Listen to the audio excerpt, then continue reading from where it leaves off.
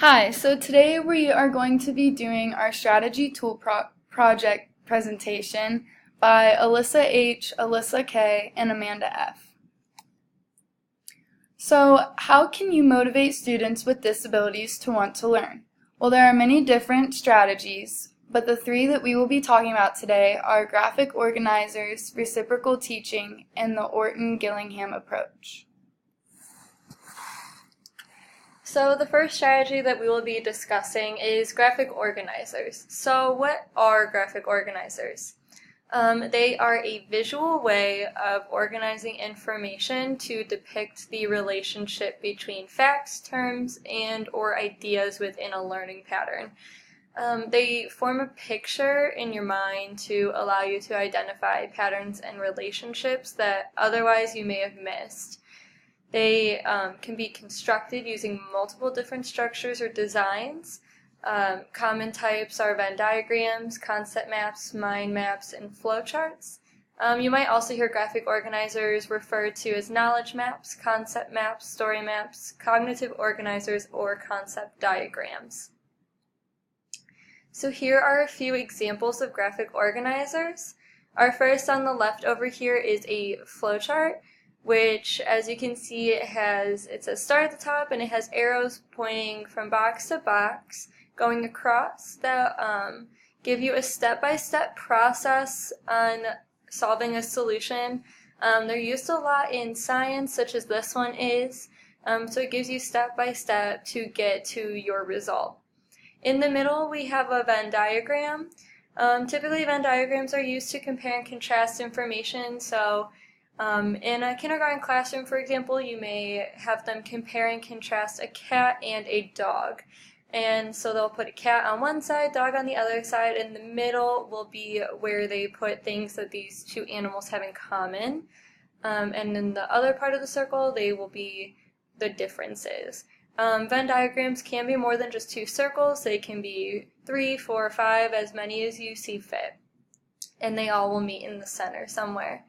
At the bottom here we have a concept map. This concept map actually explains how concept map works. So it branches off and has different categories. So it has like what a concept map represents, and it branches off from there, expanding on the information to make things as clear and detailed as possible for whatever subject you are on. And then over on the right here we have a calendar. Many people won't think as a calendar as a graphic organizer, but it actually is.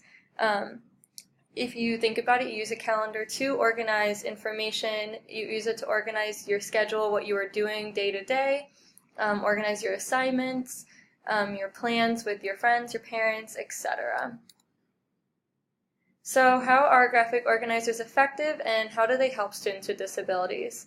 So graphic organizers can make the curriculum more supportive for students by allowing them and their teachers to visually see information instead of just imagining the possibilities. So for example, if you use a Venn diagram to compare and contrast a cat and a dog, it allows the students to visually see the differences and the similarities instead of just having to remember all the information and visualize it in their head.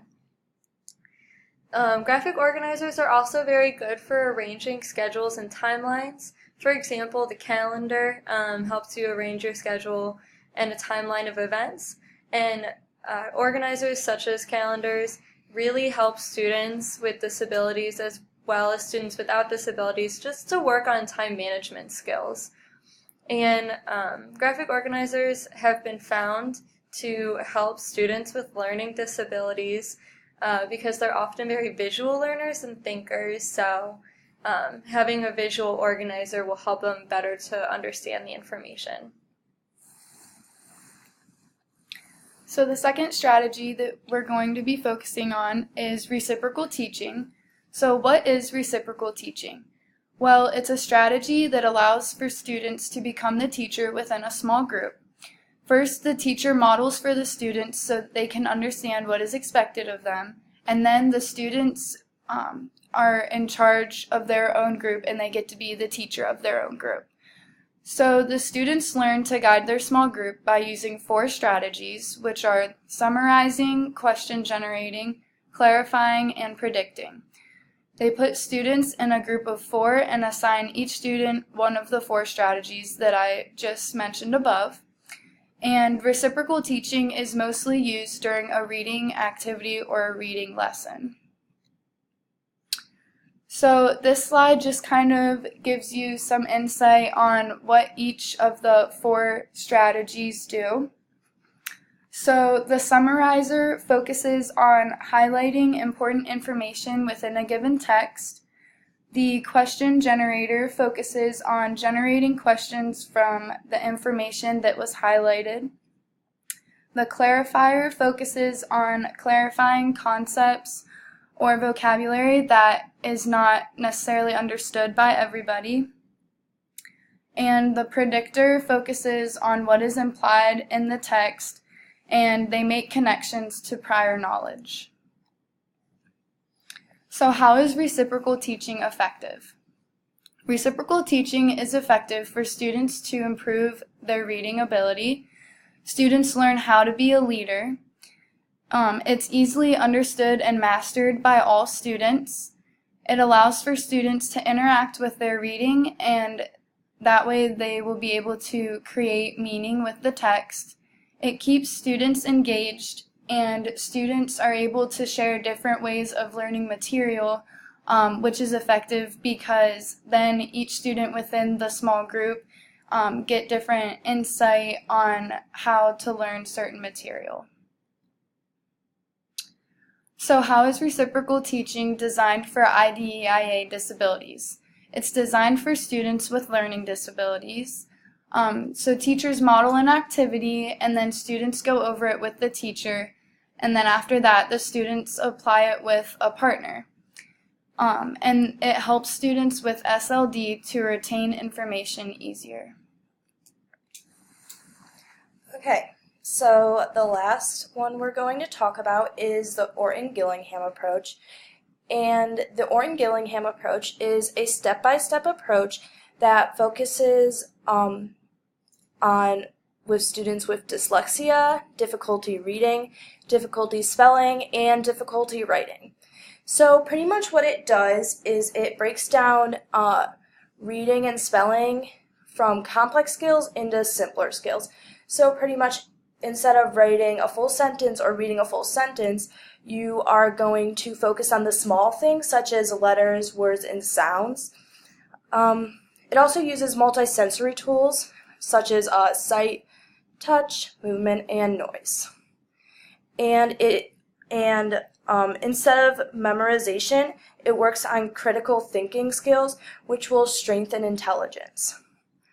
Also, students progress over time with this approach, so it's not a very quick approach. It takes a lot of time to get where the student wants to be. So how is the Orton-Gillingham approach effective, and how does it help students with disabilities? Well, like I said before, it does break down complex skills into simpler skills, which could help students with disabilities an immense amount. Also, it is an approach that takes a long time. It takes a long period of time, and it uses multisensory structured language such as visual, auditory, and kinesthetic. And it is a sequential order to what is taught. So it is in a logical and well-planned sequence. And it also, so what you learned in your last class is going to be, it's going to build off of, so it's going to be in like increments. And it uses critical thinking skills, which will strengthen the knowledge of the student. So here's a picture of a student working with the Orton-Gillingham approach, and here are the 3 multisensory, it's visual, auditory, and kinesthetic. And then I'm going to leave you with this quote. Learning disabilities cannot be cured, but they can be treated successfully, and children with LD can go on to live happy, successful lives. And that quote is by Anne Forth.